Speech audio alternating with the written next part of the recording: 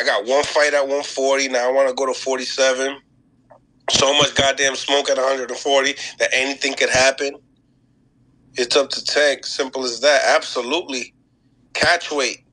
Okay. Can we do a catch weight? Can we make a catch weight happen? If it needs to be, do you feel like Devin Haney needs to come down a couple more pounds? You know what I'm saying? Due to the fact of, he weighed in at 165 pounds on fight night.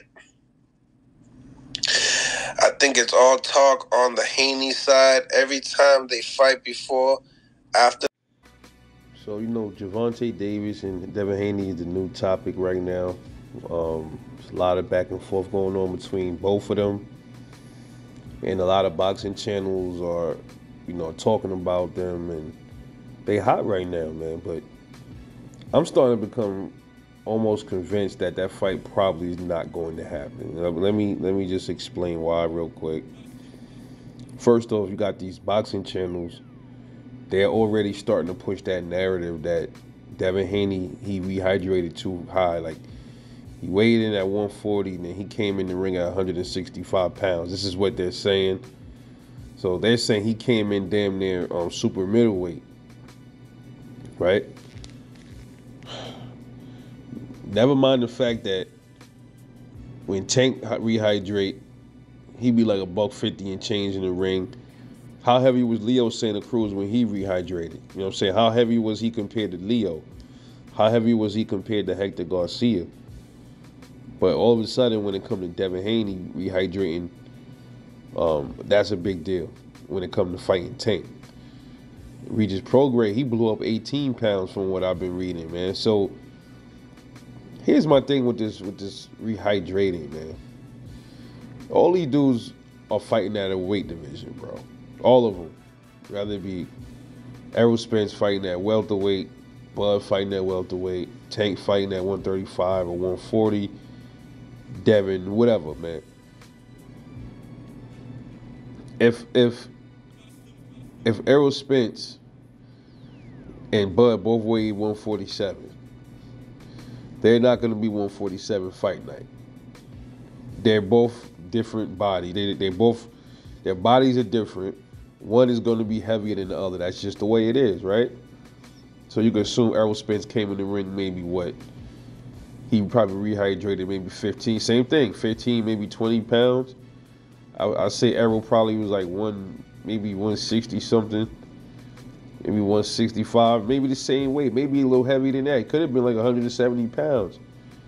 I don't know, but they say the IBF, got those strict rehydration things like the 10-pound limit and all that stuff. So I don't know if the rules applied there because he had other belts too. So if it did, then Errol probably came in maybe 157, the highest, I guess. But Bud, he could have came in heavier. You know what I'm saying? Maybe Bud was like 160. I don't know. The whole thing is, though, they both was heavier than what they weighed, man, on the scale, right? They made the weight. They both made the weight. Why is it such a big deal about how much they get big after they weigh in? Well, they both agreed to weigh in at 140, right? That was the agreed division, and they both got on the scale and made the weight. So why is it all of this bitch man talk about, oh, you can't gain 7 pounds more than this, that? It's just ridiculous, man. So when I keep hearing this talk, it's like a lot of these channels out here, they're when they keep talking about how big Devin Haney was in the ring, what they're doing is like kind of like they're protecting Tank, man. When they do that shit, they're kind of like protecting Tank Davis, man. And they're giving Tank an out to use. Then I turn on the Rise podcast tonight. I see Calvin Ford up there. He's like, yeah, the fight gonna happen. It's just a matter of the money, where, and what weight. I'm like, oh God, here we go. Here we go with the weight. Now we got to figure out what the weight is. Now that's going to be a problem. That's going to be a problem. That's going to hinder this fight from ever happening. The weight. I'm telling you, that's what's going to be a problem. This is going to be the weight, bro. They're not going to allow Tank to go up to 140 to fight Devin Haney, man. They're going to try to get Devin to come down a little bit or all the way back down to lightweight. They're going to probably start saying, well, we heard Devin say a couple of weeks ago that he's willing to go back down to fight Tank, so why he can't still do it? Well, the reason why he probably changed his mind is because he didn't know how he was going to feel at 140. He probably feel much better, much stronger, much healthier at 140 pounds, so he don't want to come back down to welterweight. He just said in a tweet that he's never going back down to 135. And I think a lot of proof of that is him dropping those. He dropped those other belts, so he's not going back down there, man. So these channels are protecting Tank Davis, man, rather indirectly or directly when they say this, because they're putting this narrative out there that Dev was too big, and you already heard Tank in the past talk about he didn't want Ryan Garcia to be too big. You saw how big he was. He had to put a clause on him. Yeah, and they say, well, the clause was a two-way clause. Of course it was, because they didn't want to make Tank look bad. Of course it was a two-way clause. Of course it was a two-way clause. They didn't want it to be like, all right, we putting a stipulation on Ryan without it being on us, so it would make us don't look like we up here trying to gain advantages over people. When in fact, Tank probably wasn't going to rehydrate much anyway, past nowhere near how heavy Ryan was. And they knew that, man. So it's all a game to these motherfuckers, man. So the more they keep talking about how big, this is today now, man. Like, every day is a new story. Today now was Devin was too big in the ring. He rehydrated 25 more pounds. So I'm like, bro, every time these channels keep saying this shit, it just brings me back to the questions that I keep asking. I don't even know how many videos I done said this. If Gervonta Tank Davis is this monstrous puncher like everybody say he is, there's people saying he's hurting dudes in sparring, light heavyweights. A light heavyweight, for those that don't know, is the same weight class as Artur Beterbiev and Dmitry Bivol.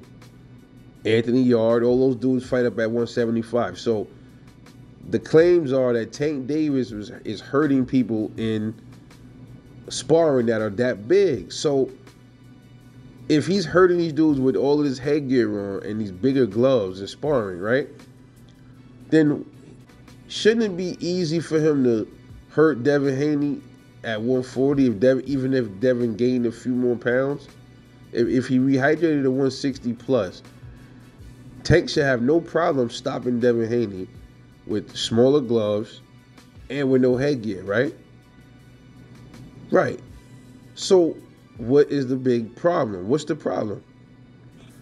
They act like he's gonna rehydrate him to a fucking heavyweight or some shit like that. No. There's still gonna be a 1 right there in front of the other 2 numbers, man. Stop it, man. Stop it. And when I see this, I'm like, you know what? I see what they doing. These channels are starting to push it. Now, I'm keeping it all the way real. I seen Mill City. I like Mill City channel. I seen Mill City doing it. He said he did that today on his channel. He went up there and said, yo, let's be real. Devin coming in at 165 is a lot. Whatever he said, I'm not going to quote him, but he touched on it and kind of like he was saying it in a way where that's way too fucking high for Tank or whatever. I'm like, oh, come on, man. Yeah, this is a diva move. This is diva stuff, man. I'm a believer in this, man. If you boxing, man, you know what you signed up for, man. All of these dudes know what they signed up for. In our eyes, right? They all supposed to be warriors. They supposed to be warriors, bro. Give or take, man. Right? So why are you afraid to fight somebody that's rehydrating heavy? Like, what's the big fucking deal?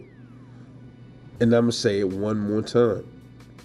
If you're in the streets and you run into somebody that's like 30, 40 pounds heavier than you and he pressing you, well, you going to say, well, I'm not fighting him because he too heavy. he got to lose a little weight first, and then I'll fight him. It doesn't fucking make sense, man. And I know it's a little different with street fighting and boxing. Same fucking concept though.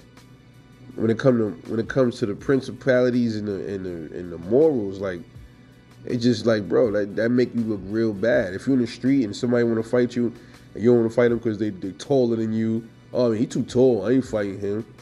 You lose your credibility. Same with boxing. Oh shit, Dev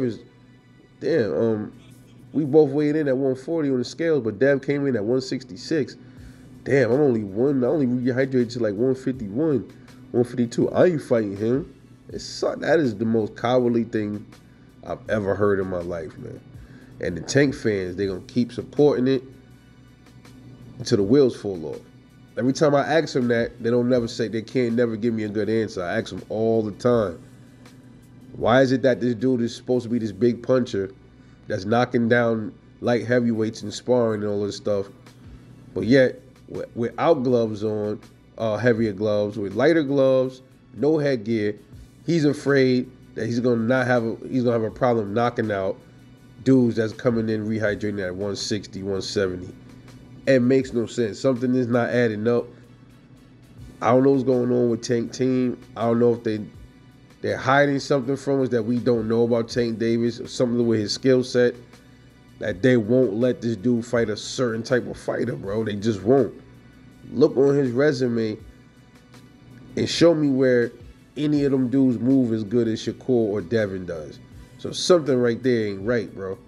And then when you look back at these other dudes he was supposed to fight, Lomachenko, Gary Russell, and Tevin Farmer. These dudes all know how to move around in the ring. They got speed. Even they're not known for their power, but they can move around. That's the key factor. They move around a lot. They don't stay in one spot for Tank to get you, or they're not gonna press you. None of these dudes are pressure fighters. Tank does good against pressure fighters that don't have educated defense. That's what it looked like to me. But I don't think it's gonna happen, man. And if it do happen, I'll be surprised. And if it does get signed and delivered, it ain't gonna be at 140. And I'll be disappointed in Dad for bending for that sucker ass Tank shit that they be pulling over there, but we'll have to see, man. But anyway, this is Rebel Life Boxing, man. Let me know what you think about this situation, man. Drop a comment, all that good shit. I'll catch y'all later on the next one, man. And I'm out.